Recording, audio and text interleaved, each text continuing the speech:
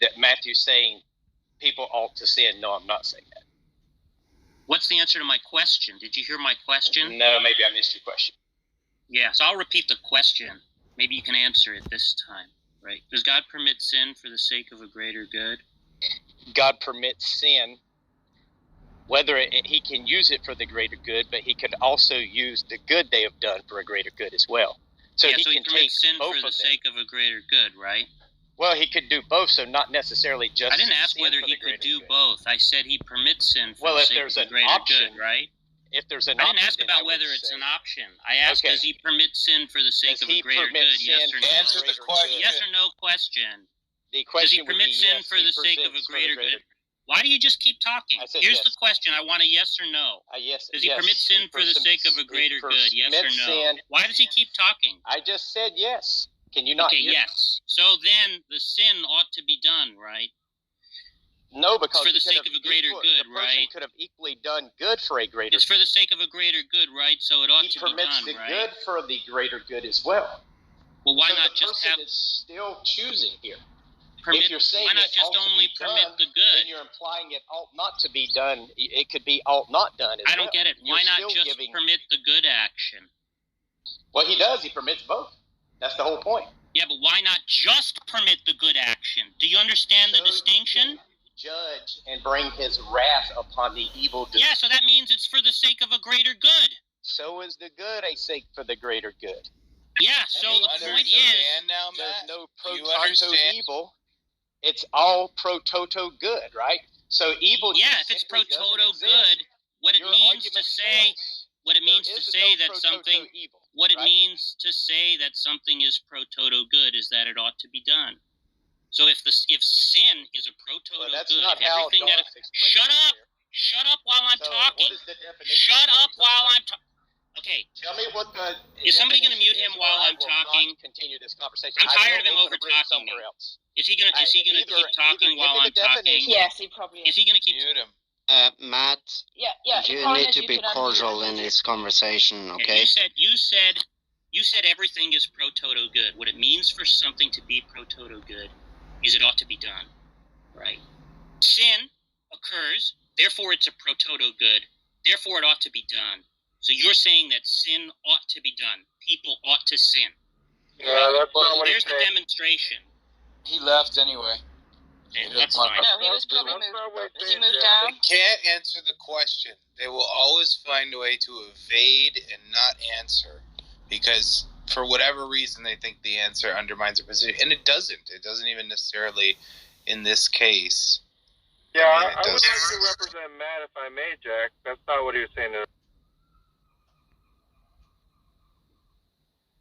If you're interested, or if you're afraid, that's okay too. No, it's not a question of being afraid. All you do is troll. What is there to be afraid of? Why? Well, I guess I'm afraid of being trolled. Yeah, why does he's afraid of the time being basically terrorist? I'm attempting to properly represent Matt and allow you to misrepresent him. He left because that's what trolls say, right? Trolls say that they're attempting to represent people correctly. Well, I mean, you did strawman him. I can tell you where you did. Yeah, people saying, "Oh, what you did is strawman him," right?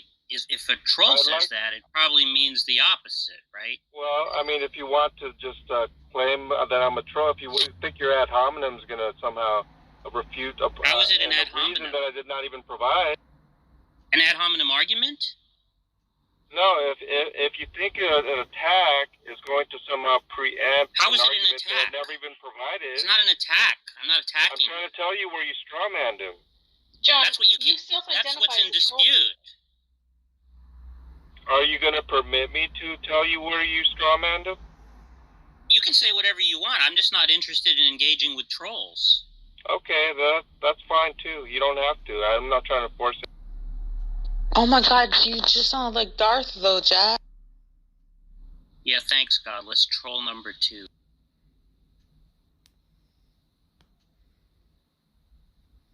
Yeah, I mean, I don't have to engage you. I could tell anybody here exactly where you misrepresented. I'm sure they'll be happy to discuss it with you, John. If you want to talk to them, be my. the mazel permit me, I would like to say where. I'd rather hear from any other Christians. Maybe. That's what I figured. Yeah, because we hear from you a lot, and you don't answer questions. Yourself. You don't answer questions, and when contradictions are pointed out to you, you just say nah. Right, well, I so wasn't saying I'm going to answer questions. I was going to actually point out something. Right. Great. Yeah, great. So you're just going to make a claim, and then when someone pushes back, you're going to say nah. Right? That sounds like a waste I'm inviting a pushback. No, because you want to answer questions. It's not required for me to ask questions. It's about putting.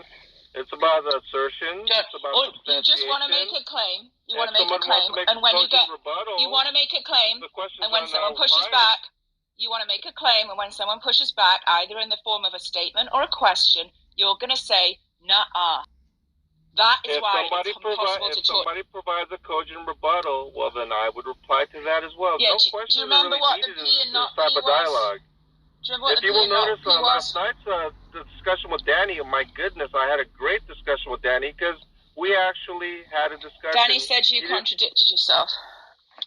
Well, I'll tell you what, he didn't say that to me. If you think Danny thinks your position is coherent, let's bring him up here and ask him. Oh, is he here? Whenever somebody is even moderately charitable is to Danny you, here? When anyone is even moderately charitable to you, you take it to mean they agree with your position, and they. All I ever hear is like people said this, people said that. This is all you got. Are you kidding me? Do I say, oh, someone said this about you, Hades? Someone said that He's about sniveling. you, Jesus Christ. He's sniveling again. No one cares. It's all meta. You bring up people and you claim they agree with you, and I'm saying they don't. That's all that's going. In any case, I mean, I definitely would like to reply to what Jack misrepresented as far as what Matt said.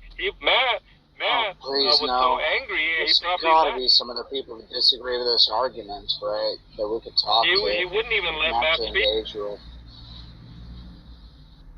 See, I thought the TradCons were supposed to be like super respectful, and like when a nursing woman is talking, they don't shout at her, and like it's not even that anymore. The TradCons are just literally screaming at women. I mean, I would like to, rather than this talk, I'd actually like to talk about something substantive, which is about the evil that Jack was representing, that the person, according to God's purview, ought to do evil.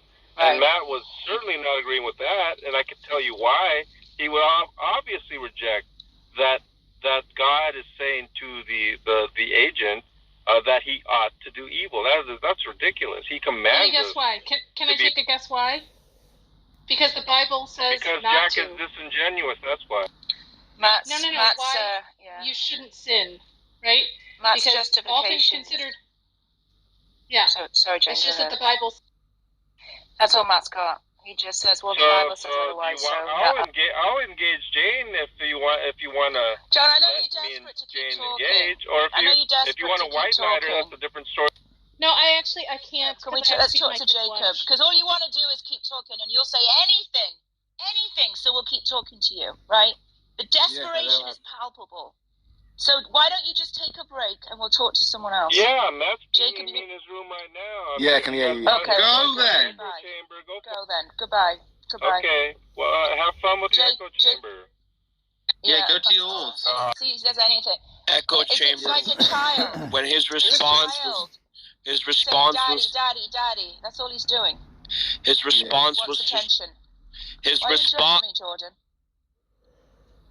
Yes, hello, yeah. Jesus. Hello, Jacob. Yes, I'm alright, yeah. How are you? Good.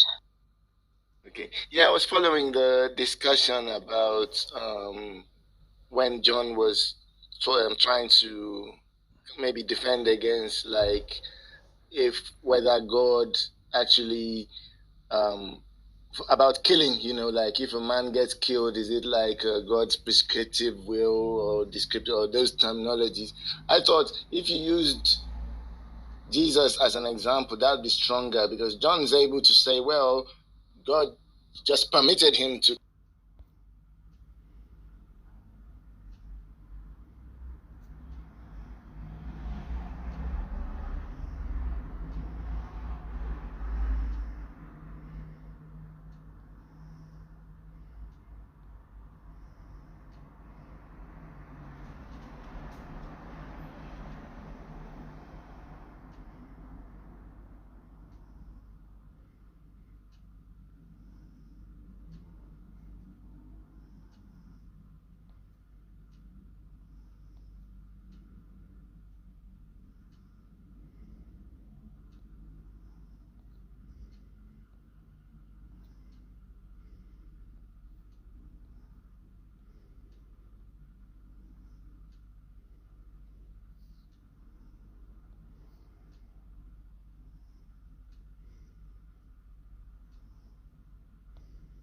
I'll give it to you. But it's not one that says that God exists or doesn't exist. It's just saying that.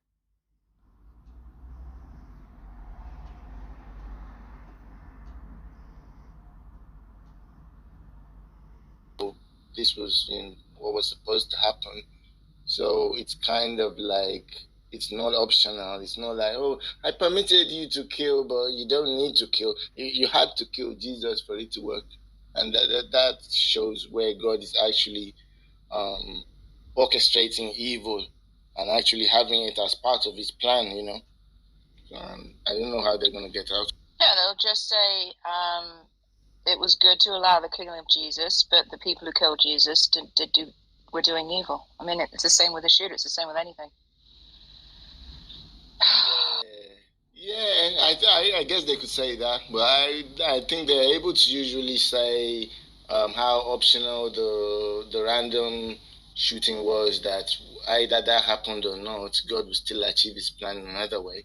That God doesn't need you, like he was saying, God doesn't need you to shoot people. But now you can't say God didn't need the guy who killed Jesus to kill Jesus. He actually needed it.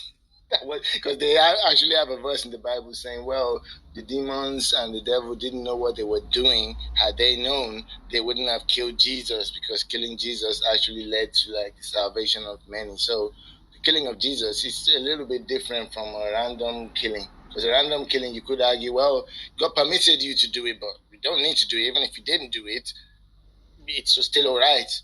You can't use that same argument for Jesus. But we can move on. Either way, the whole issue is so, I don't know what they're getting at, though. So we can move on.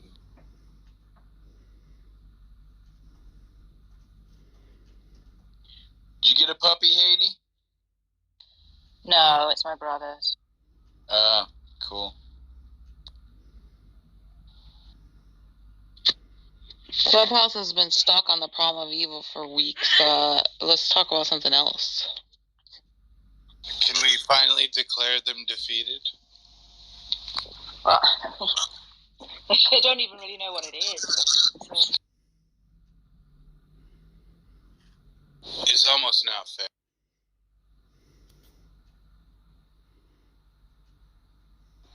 I think they need a handicap when they go up with you, 80.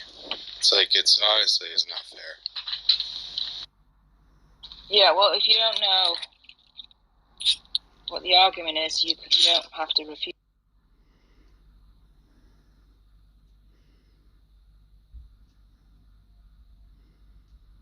Very interesting strategy.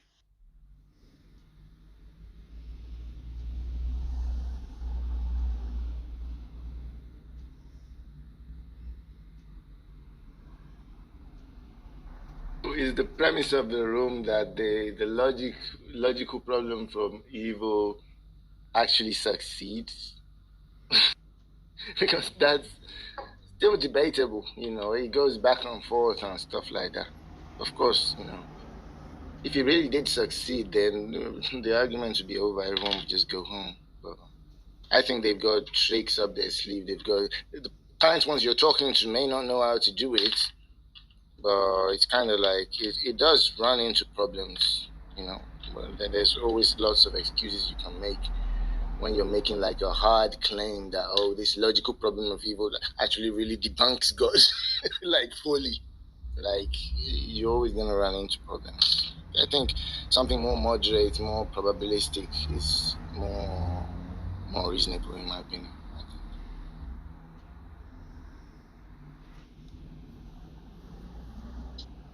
Well, I think that the problem of evil is not like something that disproves the existence of God.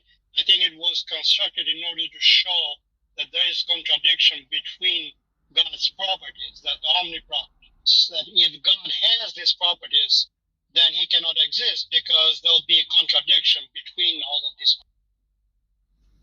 Yeah, I understand that, but it still runs into problems. Even if you assume that God has to have those properties, if the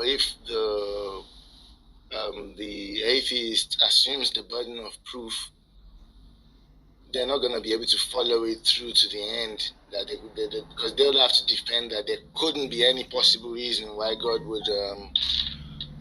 God would allow any of these evil that they couldn't, in principle, they couldn't really be, and that's just not easy to do. But if you allow it back and forth and then you push it back to the theists and they try to come up with excuses, they might fail, they might list some ridiculous ones like free will and whatever. And then it looks like they failed, but you still not like logically like debunked God without sort of properties, because there's always something that we don't know about is going on there, which makes it, because a logical problem like a deductive argument, like it's a heavy burden. It's not, you're not just saying that the gratuitous evil, there seems to be too much, it doesn't really look like God's likely here. You're trying to say that it's like you know that it's kind of like P and not P, and you can always give. There's always possible excuses that could be given, even one we haven't thought of. It's very similar to someone saying that naturalism cannot explain consciousness, and trying to give some contradictory things there. Like there's always something that you don't know about that could actually be there, that such that naturalism can explain consciousness. So it looks like a similar kind of claim. I agree with you, but when you go to the problem of consciousness, but just because they say that, if you don't have an answer as to that explains consciousness, then therefore God, that is exactly the God of the gods, So I don't think it's positive response to God. Yeah, I think it's not one-to-one correspondence, though. The one for the consciousness runs into more problems, but even this one, there's many excuses that can be given for apparent contradictions between evil and the goodness of God's nature. There's many, like you can say excuses that we don't know about can explain it. It's just not like a P or not P thing. It's far-fetched to get it today. That's what I think about that. Because the atheists can always assert, yeah, I've done it, it's P and not P, and they'll say no, because of this excuse or that excuse or something. For all we know, there could be so it's always going to go back and forth. It's obviously not a closed topic. Maybe quite possible the people on Clubhouse are not that sophisticated. It's not my area too. I'm not even really saying that I can defend either side really well. Just a cursory look at the literature, and it's like at best it's a stalemate. I wouldn't be that too keen on atheists like running around thinking they've won or something like that with the logical problem of people, even if no one can put forward a good defense. No, like even people want I've heard a debate with Alex Honor, or Cosmic Skeptic or something like that. That they try to. You don't like that argument, or? No, I don't like that. You've not even given the argument. What are you trying to say? Just go ahead. No, I was trying to say that some people try to take it more to the unnecessary suffering, because if you look at the problem of evil, even though it looks like it's a defeater, it's not exactly 100% defeater, because the theists will try to come up with something. And I think even Gamapi is like one of the people that he agrees that the problem of evil is not like 100% defeater for the. Yeah. I've seen the current phrasing here that people think is problematic, where they try to go to pre-creation descriptions that God was the perfect being who was there, and now He has created imperfection and created evil in the world. That's a contradiction, because He wouldn't have created anything. But then you'd have a hidden premise there that an all-good God must not create anything imperfect. And then you'd be going round and round in circles to defend that. You can assert that all you want, but it's not really that clear-cut that that's the case. So all that's just going to be there is the atheist to be saying, yes, this premise works. The other side will say, no, not necessarily. And then that's just a stalemate. So I don't think this is kind of like some kind of strong an argument that someone else might.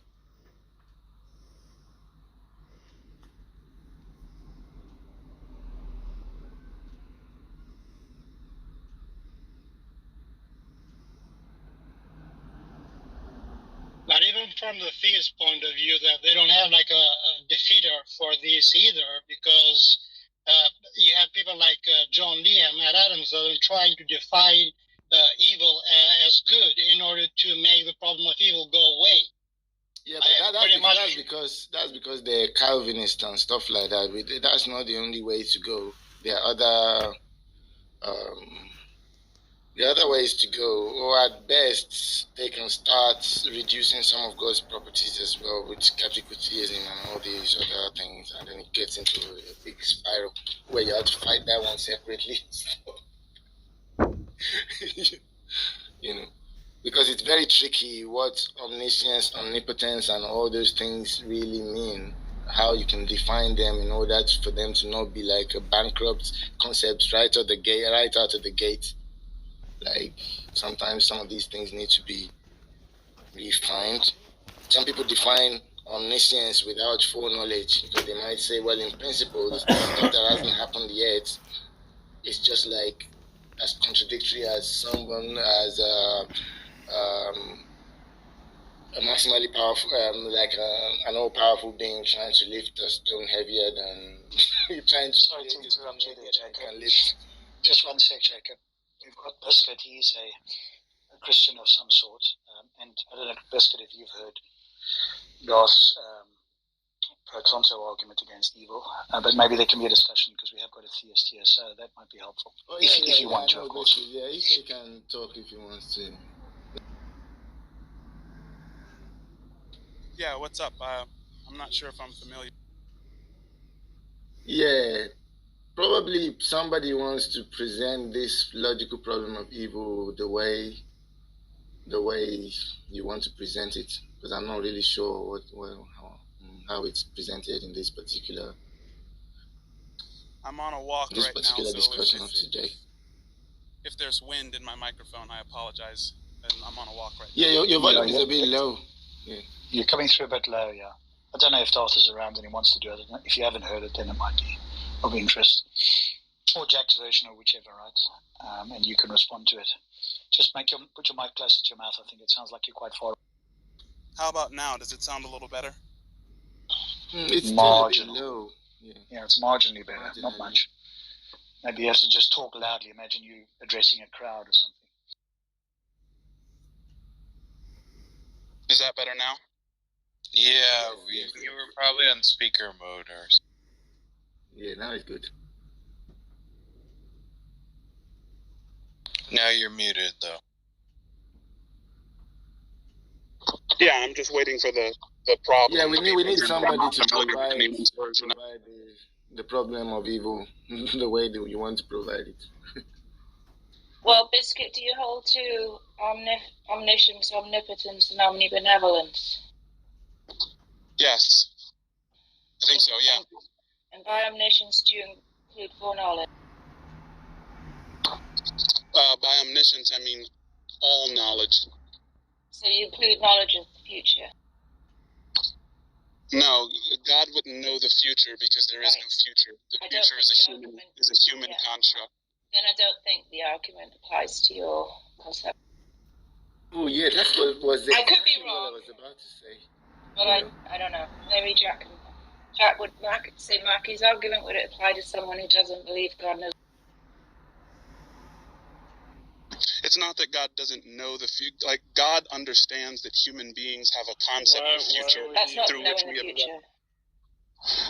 Right. Yeah. So I think human beings perceive a future and a past. None of that matters. It's good. God, well, hang on. Well, regardless of whether or not it matters, I'm just. I think that God sees you doing right now what you assume you will be doing tomorrow. Right. So He guesses the future like we do. No. Well, I see my kids doing things. I probably have a very good idea of how my kids will behave in any situation, right? Is that the kind of knowledge you're saying God has? No. Okay, but he doesn't actually know what's going to occur. That's because nothing is going to occur. The idea of something going to occur is the belief that a future exists. And I'm saying that in reality there is no future. That's just something that humans believe in order to accomplish goals. So we should take the future seriously, but not literally.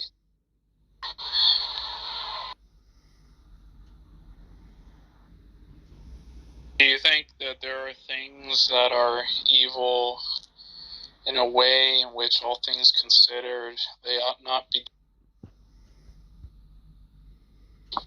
Yeah, I think there are things which ought not be done. But all things considered? I'm not sure what that means, but I think so.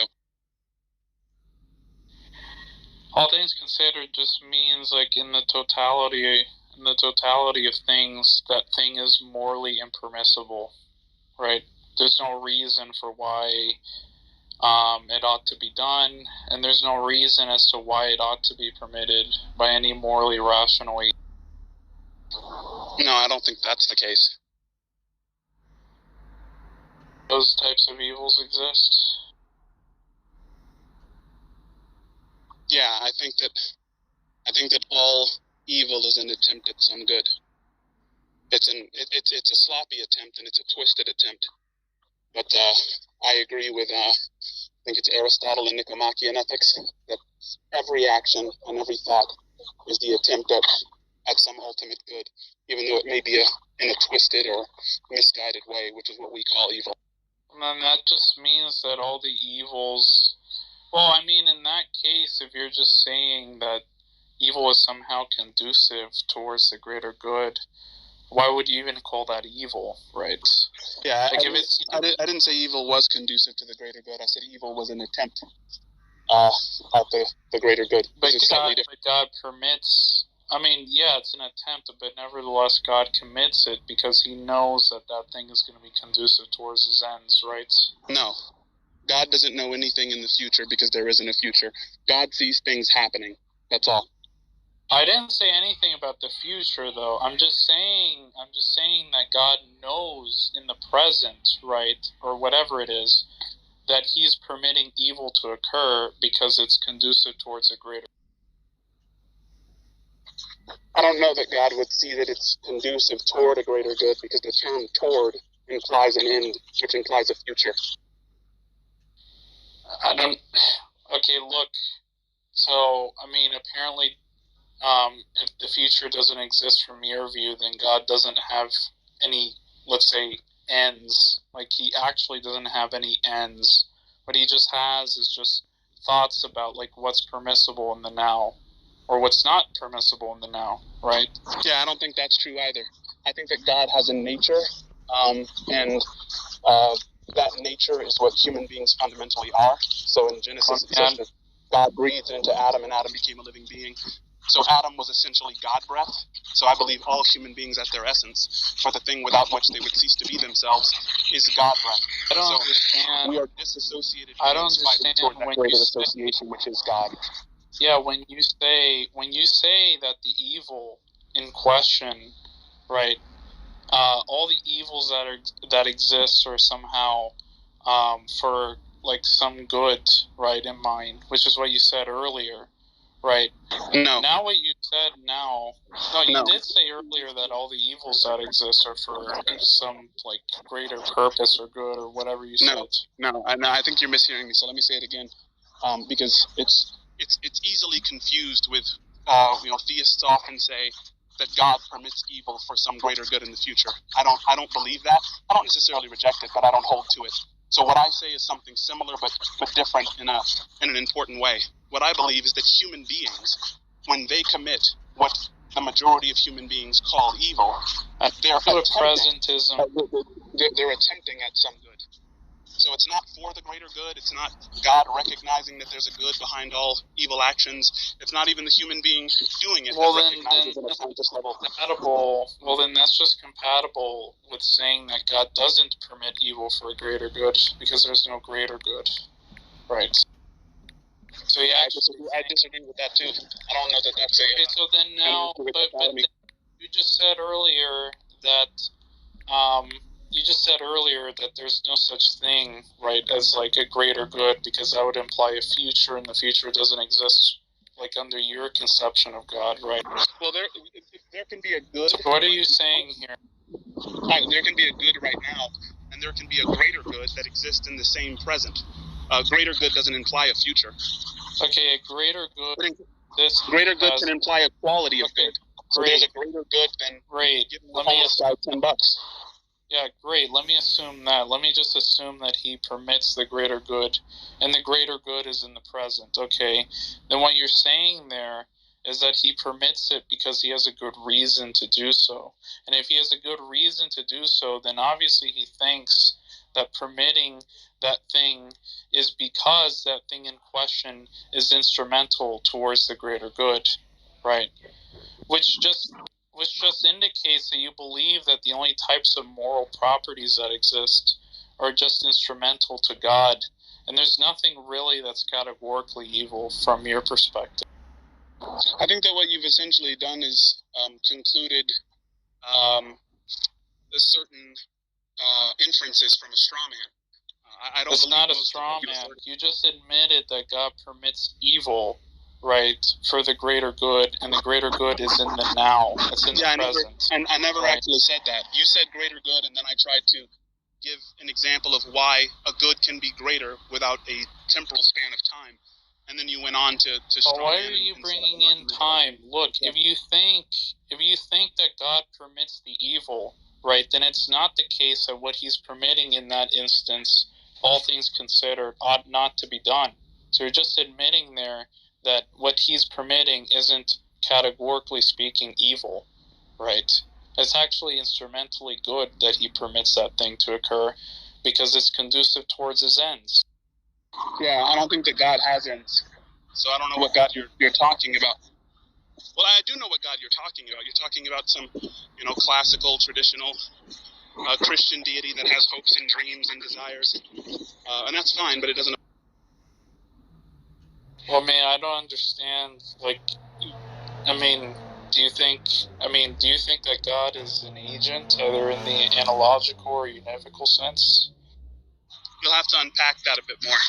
I think that God is conscious, but I don't know that I ascribe to God any kind of subject-object distinction. I think that God is more like pure association than disassociation. I don't know. And we have to dissociate. I don't know what it means. In all those comparatives to say that God is pure association. I don't know what you said because there was you were talking over me a little bit. What's up, Jim? I don't know what it means to say that he's pure association. Oh, okay, yeah. So association versus dissociation. I think you need time and space. So if I say there's a tree in front of me, that's a subject-object distinction. I'm the subject. The tree is the object of my experience, right? So we distinguish subjects from objects, from ourselves from other objects, whether they be people or trees, and this kind of space and time that we perceive gives us a dissociated experience. I'm dissociated from you, from the trees that are around me. I see myself as different, and I have dissociative boundaries like my arms and legs and my brain. Those are the boundaries of my dissociation. Where I say God is pure association, I'm an idealist. I believe everything happening around us is mental activity. And all that is occurring essentially in the mind of God. So whether God permits a certain behavior or doesn't permit a certain behavior, to me is irrelevant to whether or not it's good or evil. Something is evil when it is outside of the character of God. It's something, a behavior that's outside of the nature of God. I think that God permits those things. He permits good, he permits evil. And I don't think that he has, a particular end in mind, because from his perspective, there's no past or future.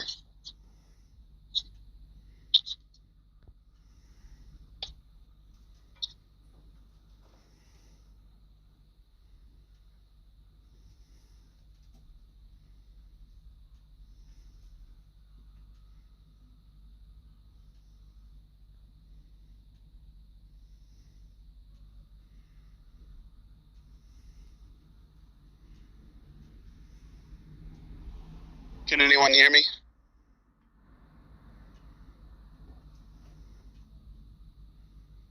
Yeah, you got quiet. I can hear you. Yeah, it sounds to me like you have a completely different conception of God than the God of classical theism, which is why I asked you in the first place if the argument applied to you, and I don't.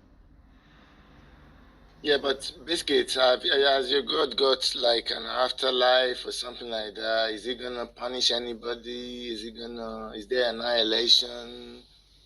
So I'm sorry if I'm talking over you. I have to put my phone to my ear to hear you because I'm outside. But the afterlife is tricky because I don't believe that life is.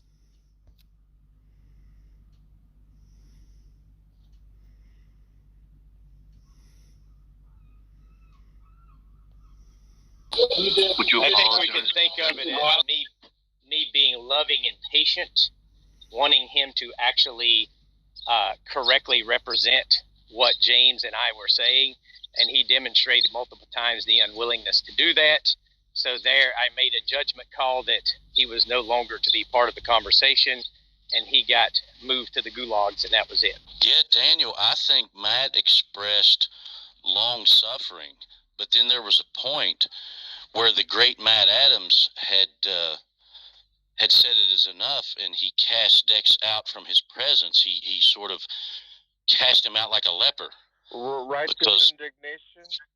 Right. I mean, in this room, Matt is the final authority here. He is the ultimate judge, and he rendered judgment, and I think that judgment was good. Do you not, Daniel? Well, I mean, yeah. To answer your question, it was pro toto good there. To answer your question, no, I don't think it was good. But if I could just explain, I think a lot of atheists have a different standard for Matt than they do for Johnny and John Lee. And a lot of atheists have quite an affection for Matt, and it's disappointing that when Matt is around, there's kind of an influence of Johnny and John Lee, and James is a good influence, I think, but when Matt gets around, the bad boys, he likes to show off a little bit, and I think that it's a bad look for him. And I think that he's going to do a lot of harm to his reputation. That people really admire him and like the guy. I mean, this is just being nasty, Matt. Daniel, I think the reason why they admire me is because I make arguments they can't refute. I don't think it has anything to do with the way I treat people as a moderator. No, it's the way that you approach the subjects, the way you respect the people that you speak to, the way you're able to keep your calm, even though people are insulting you. And I've thousands of times, I've heard you cuss maybe 3-4 times when you lost your temper. That's in 8 months or something. I don't think I've ever heard John Lee or Johnny ever cuss at all. No, John Lee said the word "con," and oh, that was false. That's a lie. Yeah, but one more lie, Daniel, I'll send you down. How about that? There you go. John's getting ready to render his judgment. Right, I have given him that authority. I'm going to be honest, there's so many levels to this. Like, I don't know who's trolling who. At first I thought it was clear, but now I'm completely lost. I'm probably just messing with Daniel a little bit, but honestly, Timothy, I didn't say that word. There's certain words I will never use. That's one of them. Well, I think John makes a good point. Or he said something about it was what I did sending Dex down was Daniel could judge it as pro tanto bad, but it was pro toto good. So overall, I don't really see an issue. I'm not.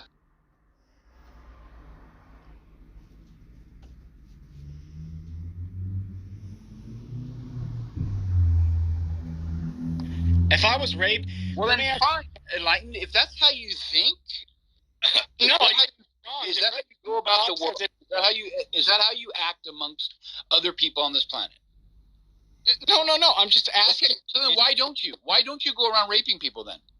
Because God says it's wrong. I shouldn't. Oh, okay. So you have a God telling you it's wrong. However, I know it's wrong, and I don't need a God to tell me it's wrong. So where's the problem? Because God exists. He's the one that pre-planned that for you. How do you know God exists? Oh, here we go.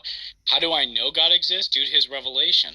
Cool. So the point is, you were asking me about the invasion of someone's body autonomy, I understand it to be wrong without a God. You understand it to be wrong with a God. So the fact that we both know it's wrong, that's a good thing, right? Yeah, of course. Okay, cool. So there we go. End of story. It's wrong. But says who in your worldview? Why do I need to say from whom?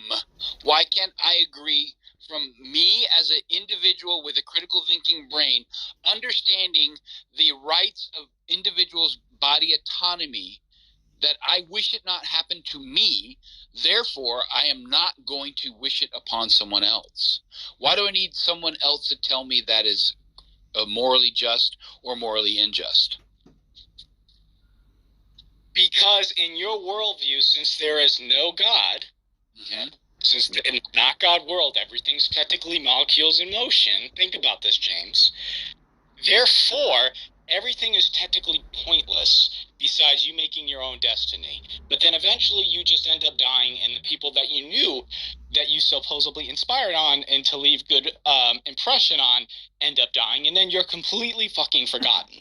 So therefore, who are we to sit there and say, if there is no God, right, in the not God world, say if your worldview is right and my worldview is wrong? Who are you to sit there and say me doing something to somebody else is wrong? Besides, it's all just your subjective opinion. Because others have other opinions, saying there's a lot of... Let me ask you this. Would you agree that there are people out there... I glitch. Things that people is right? What matters is our life right now while we are alive on this planet. Right, so, but then you die. So then what's the whole point? Hang on. Why do you keep interrupting me? Can I get my point across, please?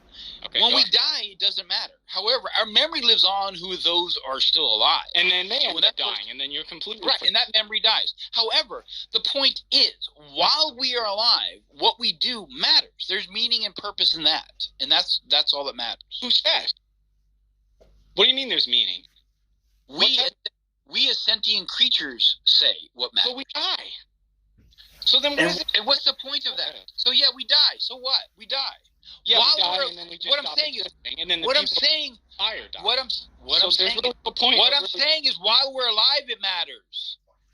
While we're alive it matters. Oh, but then we eventually die, so then there's really technically no point. It's all pointless. Don't you understand? So enlighten, if you live that way, fine.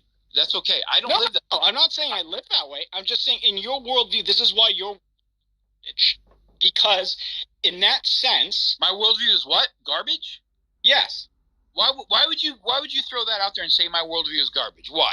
And also, why the fuck would you call me a coward in text? Huh? A coward in text? Yeah, you coward. Why the fuck would you do that? Well, okay, so we're getting completely off topic. First of all, no, yes, because you're saying my worldview.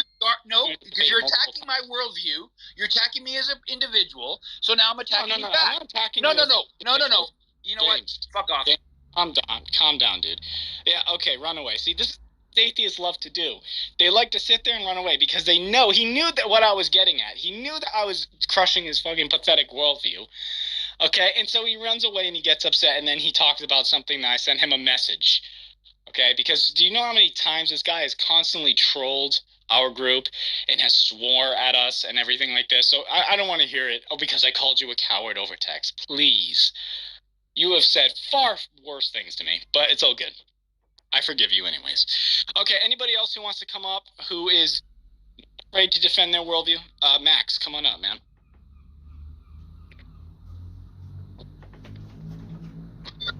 Not sure how easily you'll be able to hear me. I'm driving in the car. It's all good, man. So do you, what's your question, man? Oh, I guess it was more of a statement. Well, actually, can you give me like a minute? I need to figure out how I want to approach this conversation. Yeah, take your time, man. Mike's all yours.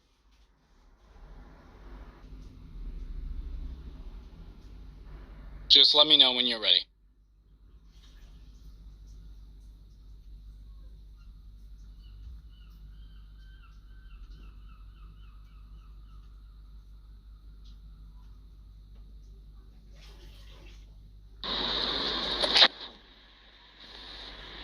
So I guess so I don't know that much about you, or like your specific worldview, or how you believe like morality and so forth is derived. Could you describe for me a little bit about your position? Okay. I am a do you know what a presuppositionalist is? Yes, I do. Okay. So I am if I'm coming in good, I'm sorry, my connection. I am a presuppositionalist Christian apologist. I have been a Christian for the past, what would you say? For the past 7-8 years. I was raised a strict Roman Catholic. I became a atheist since from the age of 12 to about 16, technically 17. Then I became a Muslim, and then I became a reborn Christian again, and I decided to study in theology, and I graduated with a theological degree in Christian studies. And I hold that the Christian God is the one true God who exists, who is responsible for all of creation of the universe, including us. I believe that he sent himself, aka his son, the Holy Spirit, Jesus Christ, to come down and repay for all of our sins, and he resurrected on the third day. And we are all created for a purpose, and when we die, we make our own choices of where we go, either heaven or hell, and that we will be, and if we choose to do good deeds, right, if we do good things, that God will grant us access in heaven, and that we will all be together at the end. The end. That's pretty much what I believe. Gotcha. Okay, thank you. Much appreciated. So I guess my first question would be, how do you know that that's true? How do I know that's true? Well, due to the study of the evidence and due to direct revelation, if that makes sense. Yeah, I gotcha. So I guess if somebody else were to come to you and say, hey, I've actually received direct revelation from the one true God, and the one true God has revealed to me a different set of moral facts than the ones that you have, how could we establish who is actually correct? Okay, that's a very good point. Say you're saying if you had a direct revelation of the one true God, but he told you other things, you're saying, right? Correct? How could we determine which side is correct? Yeah, like if I'm saying a God that is not the Christian God has directly revealed to me that in effect he has been producing false revelation to all Christians, and that actually he, this new non-Christian being, is the actual God of the universe and the world and everything, who is dictating a different set of moral facts than the ones outlined in Christianity, how could I determine whether or not your direct revelation is coming from the real God, or if my direct revelation is coming from the real God? Okay, got you. So, if you were getting a direct revelation from, let's say, Allah, okay, the Muslim God, okay, and he was telling you something opposite, what I would basically respond to you is, I can't disprove that you're wrong. I can't say that you're not getting direct revelation, because obviously I'm not getting that revelation that you are. But what I can say is, I doubt that you're getting direct revelation because you're just using it as an example. Does that make sense? Yeah, well, presumably I'm describing a situation in which somebody else truly claims to have it, not as an example, right? Well, okay, so if we're talking about other religions, like polytheistic religions in the way that they saw revelation is 100% opposite to the way monotheist hear revelation. And regarding Allah or the Muslim God, I mean, the Judeo-Christian God is pretty much the same. Okay, what Jews believe to be God and what Christians believe to be the one true God is pretty much the same. So we can kind of scratch that off, push that aside.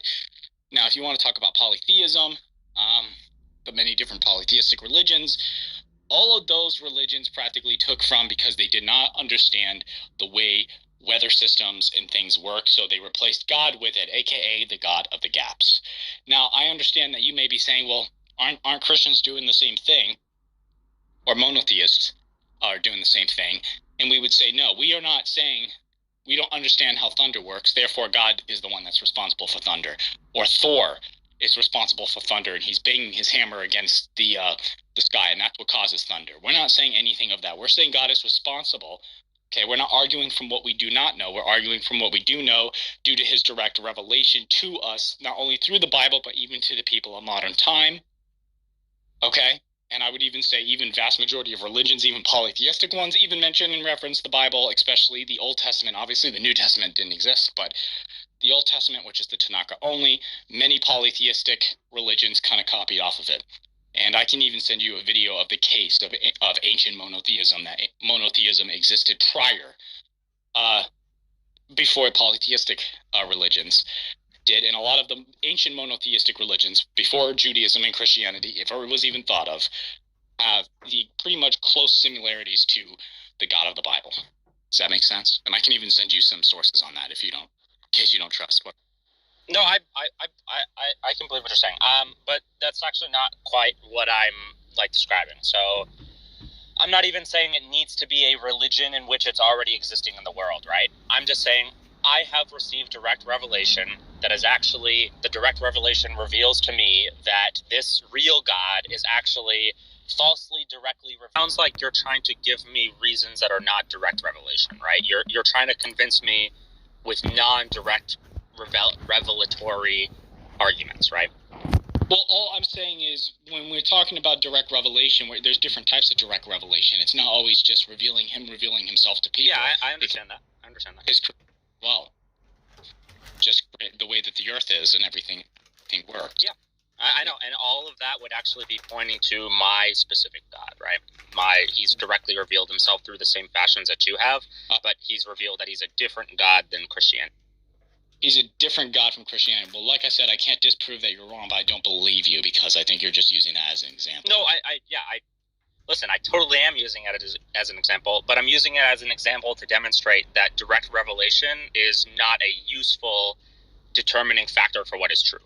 Because if you're admitting that you can't actually disprove that the direct revelation I'm receiving is actually true or not, then it seems like it's worthless in terms of evaluating what is actually true about the world. No, because, like I said, the people of the Bible have predicted many things. They've also said that God has told them that this would happen A and B, okay? And a lot of the exact things that they claimed that God told them that would happen happened. So if you were to say, if you were going to predict something huge would happen, okay? And it actually happened, then I would actually believe you. And then that's when we could talk about determine what God said this and what God said. No, enlighten. I totally understand what you're saying, but that's not evidence from direct revelation, right? And everything like that from this God, and this God said, oh, it's not the Christian God doesn't exist, that was all made up bullshit. I don't really, it's not very believable, you know what I mean? Where the people of the Bible, which is over 40 authors and more, all had not only direct revelation from God, but also predicted the specific things that they claim that God spoke to them about, and it actually all happened to be the same exact thing. So that's why we can determine how we can trust their direct revelation versus yours direct revelation. You understand what I'm saying? Yes, but what you're describing to me is that you need evidence outside of direct revelation in order to affirm whether or not your direct revelation is true or not. So that would go back to what I'm saying is that direct revelation is completely useless. No. That's not what I'm saying.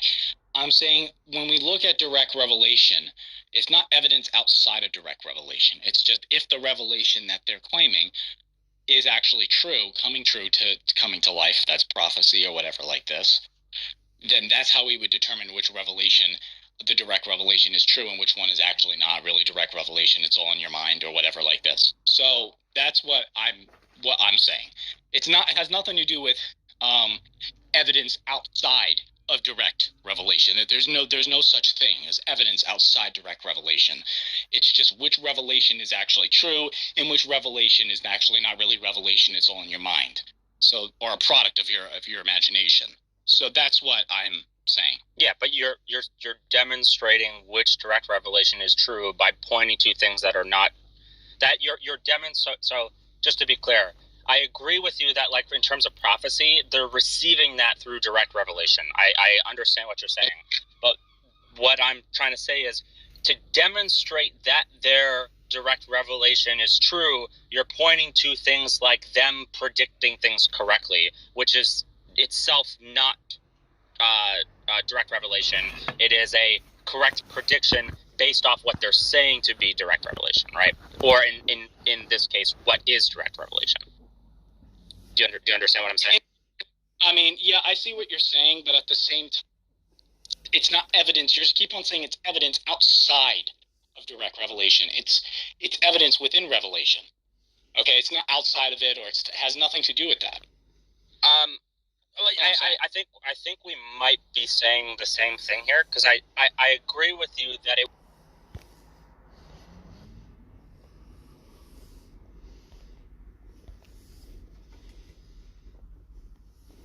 You're trying to demonstrate to a third party who is not receiving direct revelation that actually the direct revelation for Christianity is true because we've gotten predictions right, not because you're receiving the direct revelation yourself versus the direct revelation.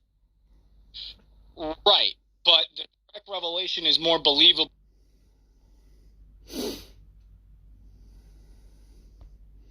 You know, like just one out. Right. Now that world, that's a possible world, right? If there's a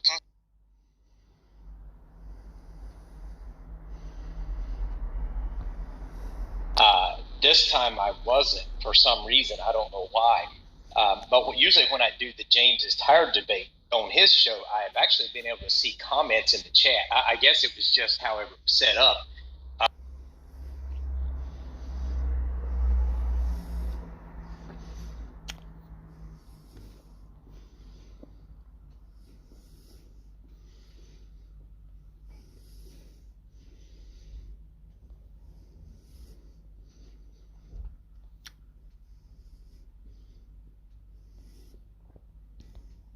Successful and prepared is very barbaric and slavery-like. So no, the problem is not having kids. The problem is that we're bringing kids into a system where we cannot take care of them. That's why the majority of them niggas on stages worry about any people that don't belong. A person who is mentally okay and grew up with a nice family, something on Clubhouse would not impact them this way. No shade. If you were mentally fine and your parents loved you like they were supposed to and raised you, you would have been fine. You would have been able to sit in that room.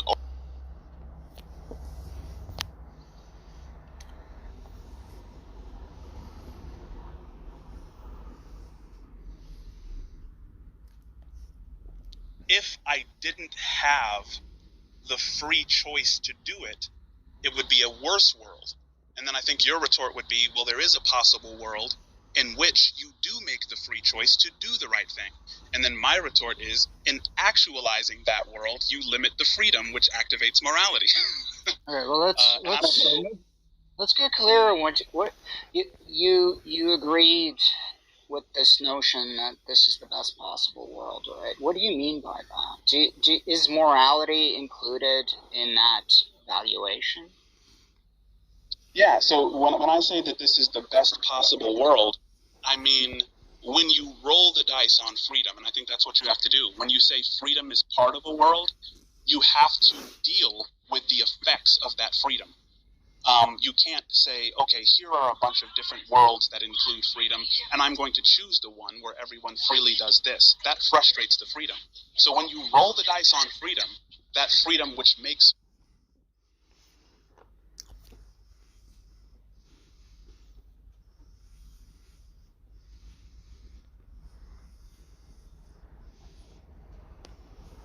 which activates morality is something that you might just have to roll the dice on.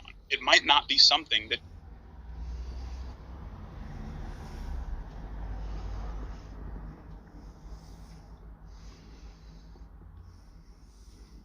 start with John. I can't think of any.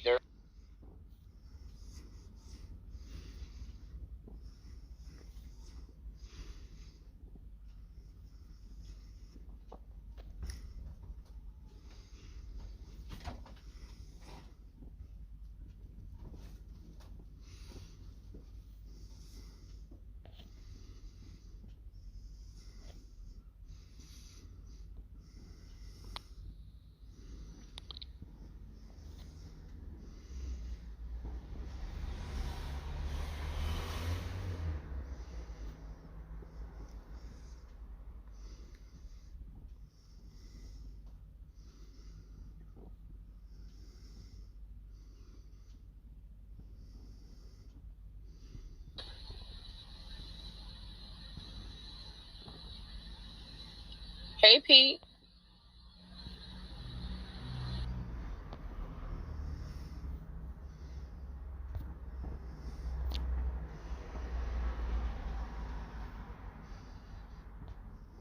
Entity of goodness in the world or something like how else can we claim that the world is maximally great morally? It kind of seems to me like Biscott is trying to say that the best possible world is not best possible unless you don't just have the option to choose bad. You have to do the bad action. Because in both worlds, you have the option to ask your mother for $50 or $20, but unless you have the choice to steal money from her pocket, from her wallet, then it's not the best possible world, because even though you have the free of choice, unless you make the choice to steal, your freedom is not a freedom. That's what you're trying to say, I think. Another notion of best would be improvability, like it cannot be improved upon morally.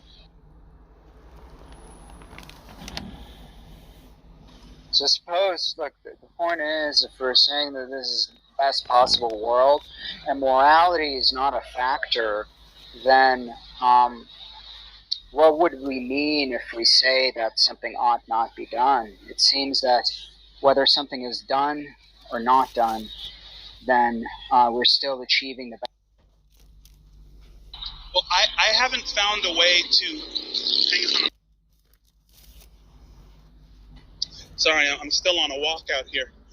I still haven't found a way to overstep the is-ought dilemma, except for with the hypothetical imperative. So the only way that I can get to oughts is with goals, right? Because there are certain goals that you can set which instantiate an objective set of oughts. And that's the only way that I know to establish oughts. So if there is a way that God is, if God has a nature, regardless of whether or not he has a will or some subject-object distinction that I don't necessarily believe in, if God has a nature, right, and that nature is in all of us, and we're having this dissociated experience that includes arms and legs and space and time, then I think that there's a degree to which Aristotle was right when he says all actions are the attempt at some good. And so I think that what human beings ought to do is that which is in the nature of God, right?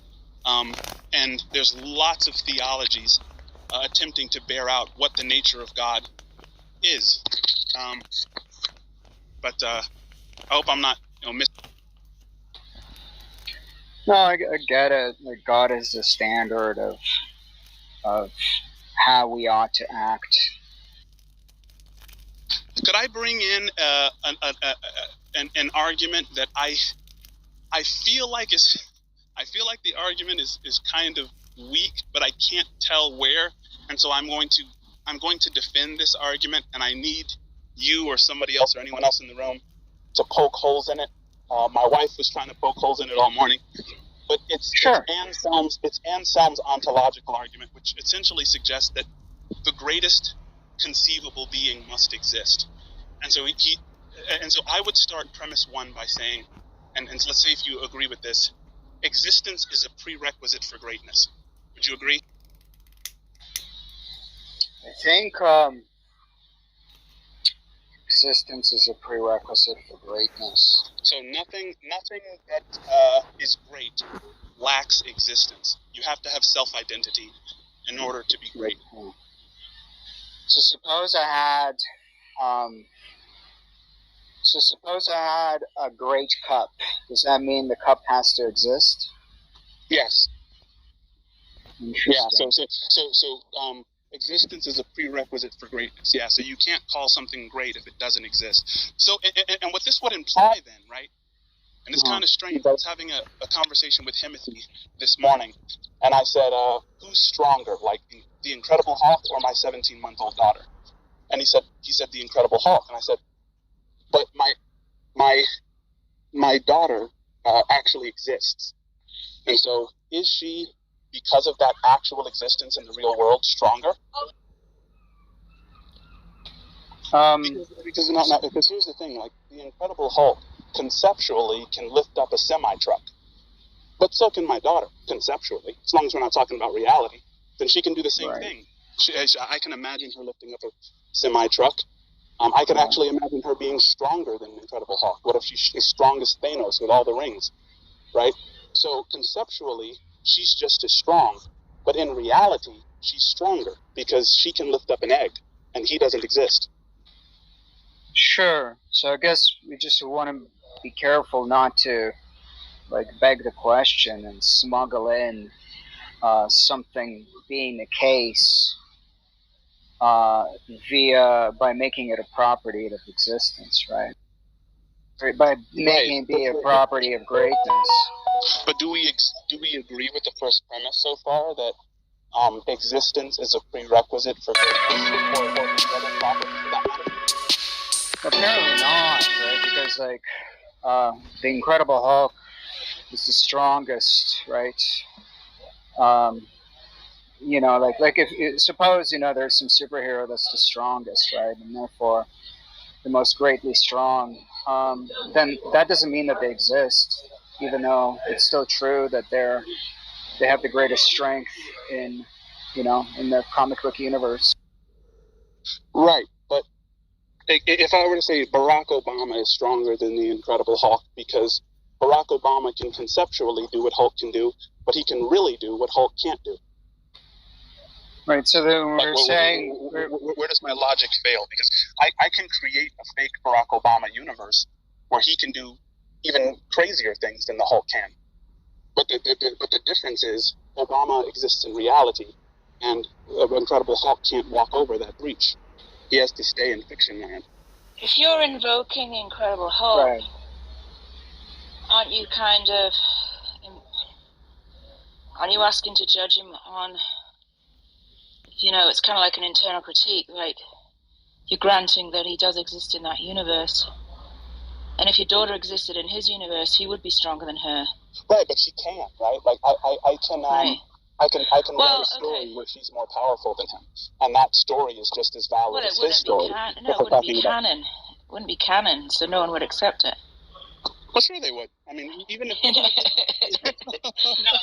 You're doing an internal critique on an external point of view. That's the problem, I think. Yeah. Well, I mean, so, and the other thing is, supposing I asked you if Superman can fly, right? You'd have to say no, right? Because he doesn't exist. But that doesn't make any sense. Superman can fly. Right. Yeah, I totally... So which is it? Right. No. Yeah. I fully admit that this is not fleshed out the best, because you're 100% right. Superman can fly, but would it be better? Would Superman be more powerful if he actually existed? Well, yeah, everyone would say, right? Well, I think it's just a kind of a question that you can't really answer, because by invoking Superman, he does exist, right? There is a thing called Superman, and he can fly. Wait, so right? you're saying so you're saying Superman does exist? Yeah, there is a thing called Superman, and we all know we're all picturing him in our minds right now. Right. He's flying around, and he most certainly can fly. You could just say, "I'm not answering the question" because it's incoherent, I suppose, right? No, everything you're saying right now makes sense. Like All right, so go back to your daughter and the Hulk. The answer isn't your daughter's stronger than the Hulk. The answer is the question is incoherent. You understand now? That's what I was trying to... Yeah, no, I think Hades' right. Like, is my daughter stronger than the Hulk?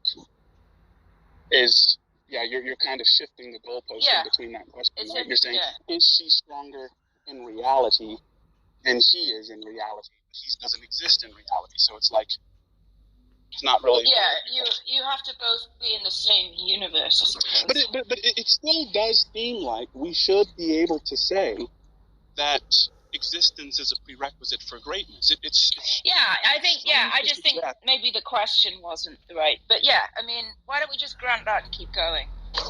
Yeah, okay, good. Let's just say that we granted that, even though there might be some controversy. Okay.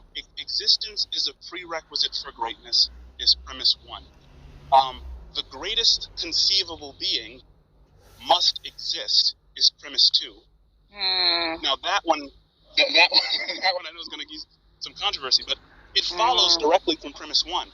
If existence is a prerequisite for greatness, then the greatest conceivable being must exist, because existence is a prerequisite for any greatness.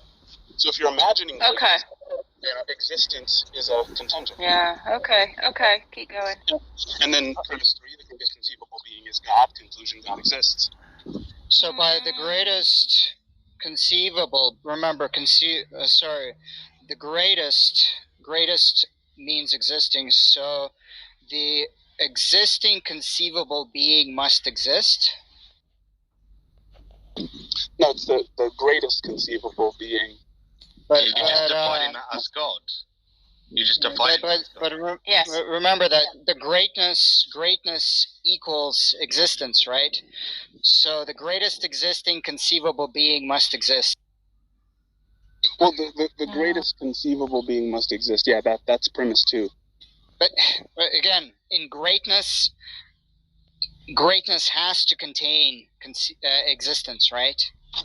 Right. So the greatest existing conceivable being must exist. That seems like a tautology. Well, the greatest existent being must exist is a tautology, yeah, and that's not what the premises are saying. So premise 1 says existence is a prerequisite for greatness, which we all accept and kind of, maybe hesitantly accept, right? Or I think that the objection is that you could do that to anything, like the greatest conceivable, cheesecake must exist, right? Or the greatest conceivable island must exist. So it just works with anything. And I don't know what the term is for that, but if an argument, I don't know what, you know what I mean? It wouldn't just apply to a girl. Oh, he's on the phone. Like you could put something else in there and run the same logic.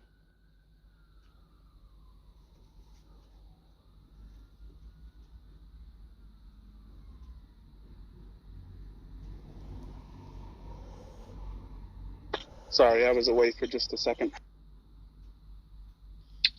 I think the objection is that you could run the same argument and prove all sorts of things exist that we know don't. Like what? Like an island. Okay. So the greatest conceivable island is, I think, subject to far too much opinion to make sense. Like someone might say the greatest conceivable island is a giant island, and someone else might say it's small, and they're both correct. Well, maybe they both have to exist then. The problem is, I think you've got the same problem with the greatest conceivable being. Like, I don't even know if it's possible to conceive of the greatest being. What if we were? What if it was just infinitely getting better every day? Then it would never be the best. And it would be subjective as well. Yeah. If we take Kurt Gödel's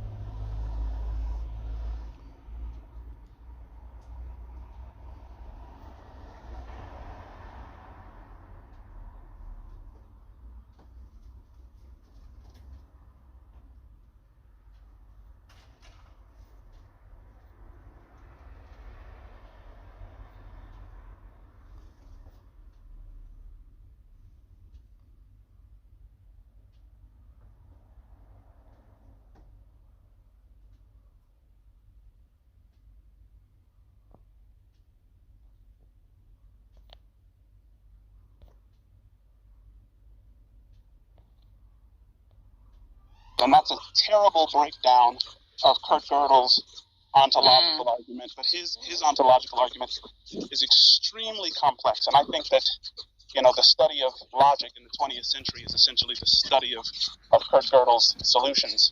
He's by far the greatest logician in the 20th century, but he had a God proof that I can't really spell out right now, and I'm walking. That's what he thinks that positive.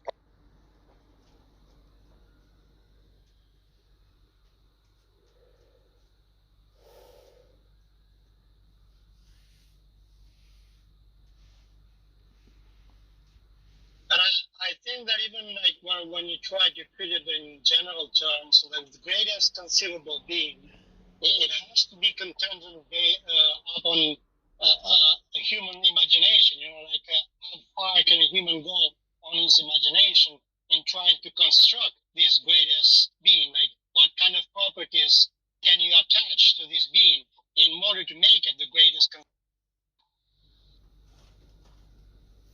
Right, but what's unfortunate about that conception is that when you're imagining the greatest conceivable being, you're missing the thing which makes anything great, which is existence.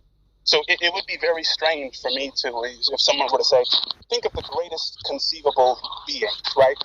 And I start thinking of these things which lack the fundamental thing that makes things great, which is existence. And I start thinking of like Batman and Incredible Hulk and Superman. Why did I immediately imagine beings which don't have self-identity or existence in the real world? I should start with things that exist in the real world and then imagine all of the great making properties so that they don't miss out on that fundamental axiom that gives rise to great. And conceivability is not like limited to things that are in nature, you know, like you can imagine just like the guy that wrote the script, you know, like the greatest conceivable super villain on the entire galaxy, on the entire universe, Thanos, you know, like he managed to beat all the superheroes. So, right, so when you say the greatest conceivable being, you are automatically shifting into that realm of conceivability, which it has nothing to do with the real world. Like it's not limited just to the real world. Right, but if I were to say, imagine the greatest conceivable being right now. Just imagine the greatest being conceivable, right? Now, what is that being capable of doing? You might say they can bench press a semi-truck. You might say they can knock down a tower with their fist.